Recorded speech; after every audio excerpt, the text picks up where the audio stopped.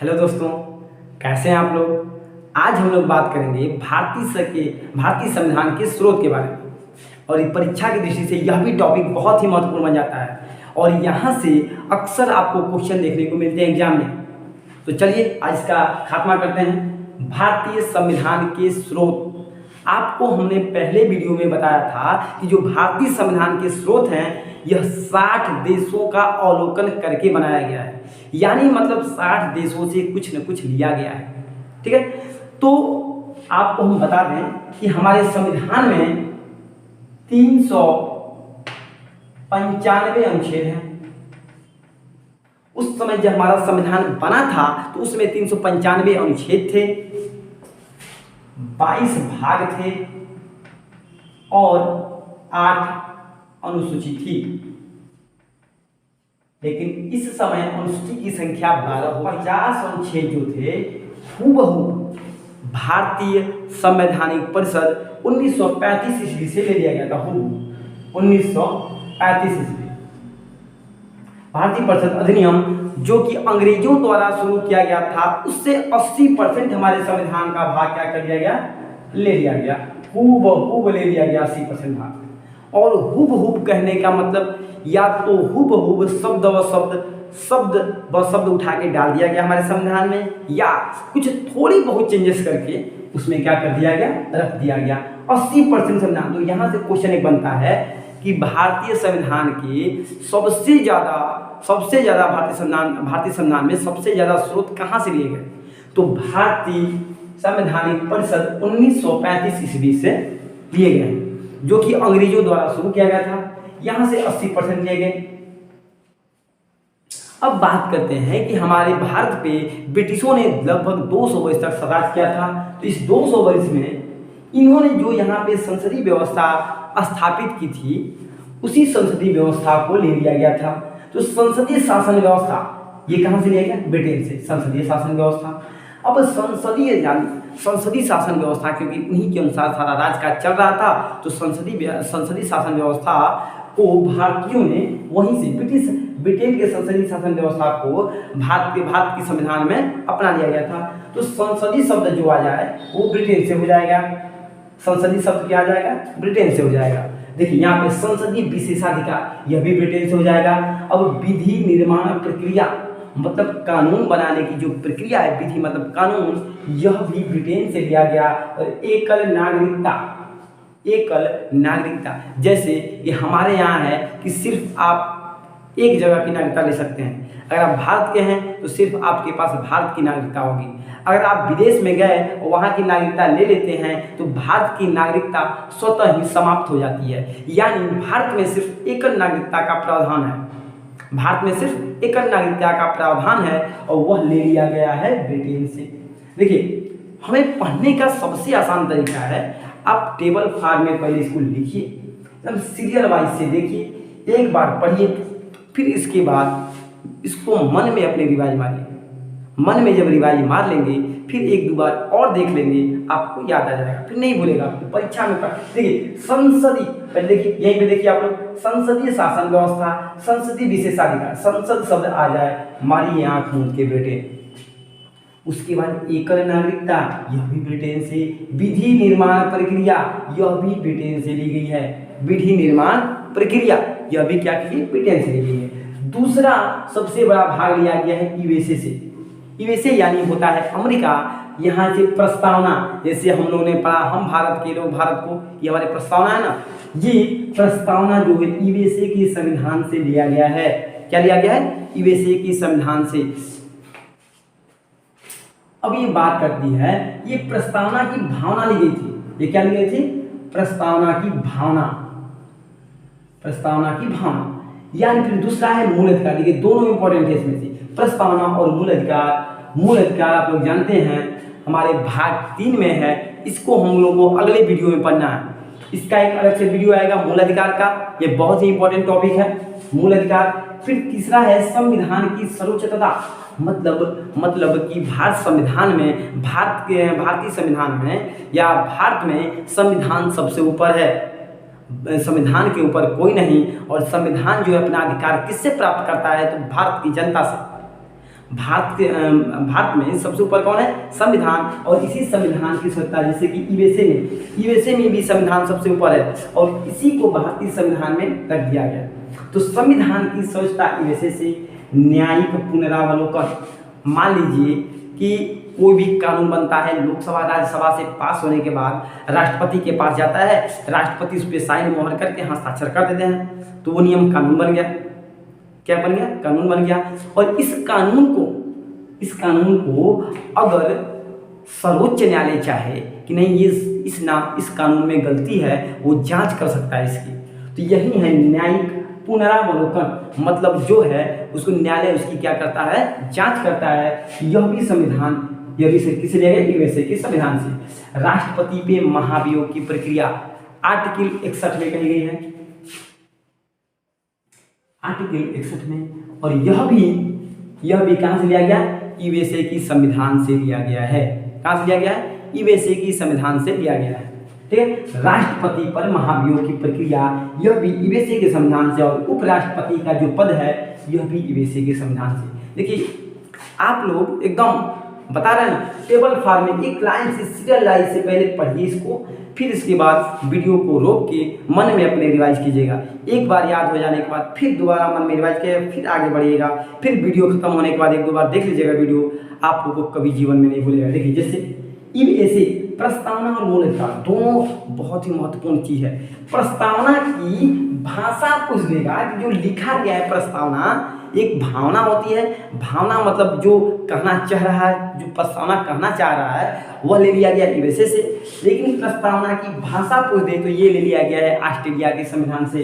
तो न्यायिक पुनरावलोकन जो है, न्यायिक पुनरावलोकन, प्रस्तावना मूल अधिकार यूएसए से हो गया।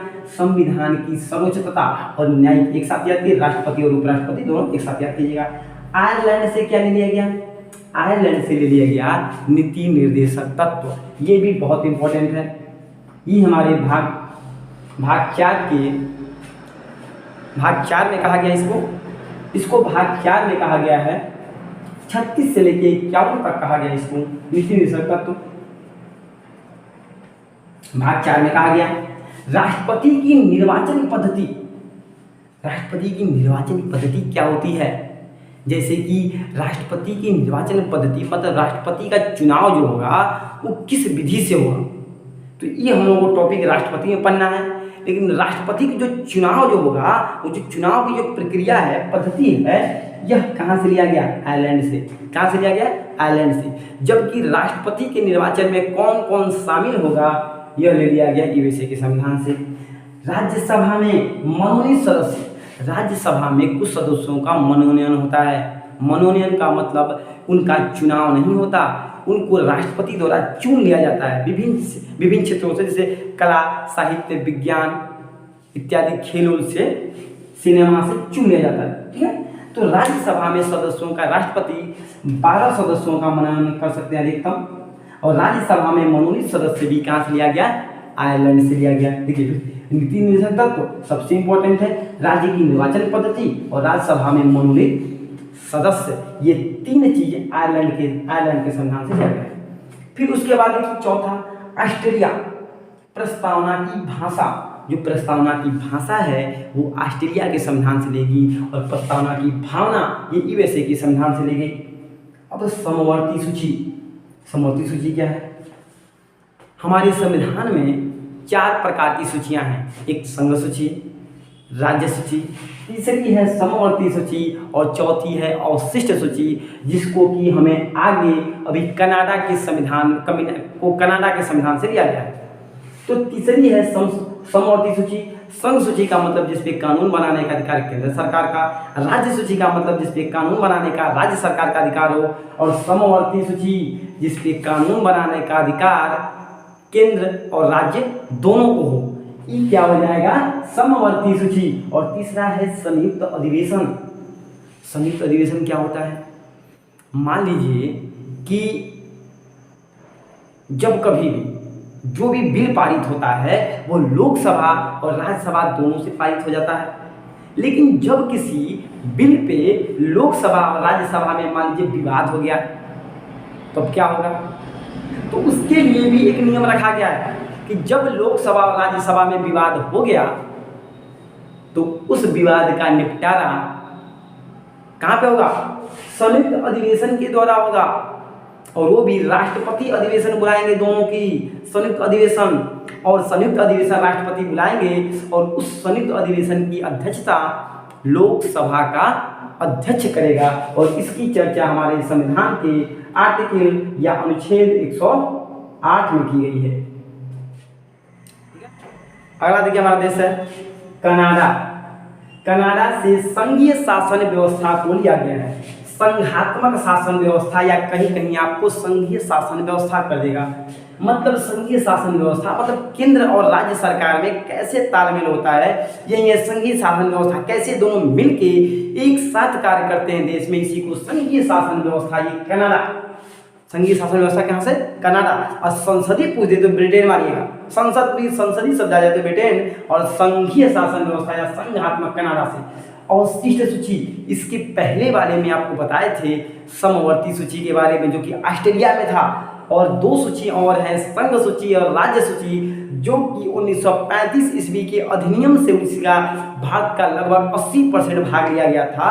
वहां से संघ सूची, राज्य सूची वहां से लिया गया था। ठीक, तो अवशिष्ट सूची और केंद्र राज्य संबंध वही है संघीय शासन व्यवस्था, संघात्मक शासन व्यवस्था। केंद्र राज्य व्यवस्था में केंद्र और राज्य में संबंध स्थापित करना, संघीय शासन व्यवस्था, अवशिष्ट सूची, केंद्र राज्य संबंध। उसके बाद फ्रांस का देख लीजिए, गणतंत्र शासन व्यवस्था। अब गणतंत्र का मतलब क्या होता है? गणतंत्र का मतलब होता है भैया कि जो गणतंत्र होता है, जिस देश में गणतंत्र हो गया वहां पे कोई अस्थाई नहीं है। कोई भी राज्याधिकारी, जैसे माने राष्ट्रपति हैं, प्रधानमंत्री हैं, या जितने भी हैं, उनका सब एक निश्चित समय होगा। पर निश्चित समय 5 वर्ष भी हो सकता है, 6 वर्ष भी हो सकता है।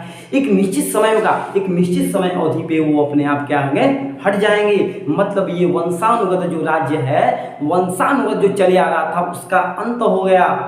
वंशानुगत जो साम्राज्य था उसका अंत हो गया, गणतंत्र की स्थापना हो गई। यानी यहाँ पे जो राज्याधिकारी हैं वो अस्थायी नहीं हैं। स्वतंत्रता, समानता, बंधुता, ये तीनों फ्रांस के संविधान से शब्द लिए गए हैं। हमारी प्रस्तावना में ये आपको देखने को मिल जाएंगे। स्वतंत्रता, समानता, बंधुता। क्वेश्चन आपको यहाँ से पूछेगा, बंधुता जो शब्द है, या बंधुता या समानता या स्वतंत्रता किस देश के संविधान से लिया गया है? फ्रांस के संविधान से लिया गया है।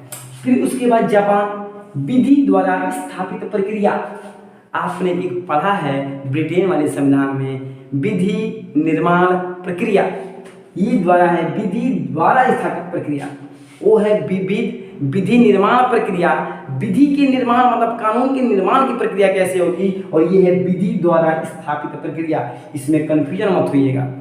फिर एक ये रूस है, रूस से मूल कर्तव्य लिया गया, जो कि सबसे बाद में लिया गया है। ठीक है, इसके पहले हम लोग देख लेते हैं इस दोनों को। जैसे कि जर्मनी है, जर्मनी से आपातकाल की व्यवस्था ली गई। जैसे आप लोग देखे होंगे कभी कभी इलेक्शन होता है तो इलेक्शन के पहले आपातकाल लागू हो जाता है, या देश में किसी देश से दूसरे देश से आक्रमण हो जाएगा तब आपातकाल लागू होगा, या देश में हमारे सैन्य विद्रोह हो जाएगा तब आपातकाल लागू होगा। कभी कभी चुनाव के समय आपातकाल लागू हो जाता है।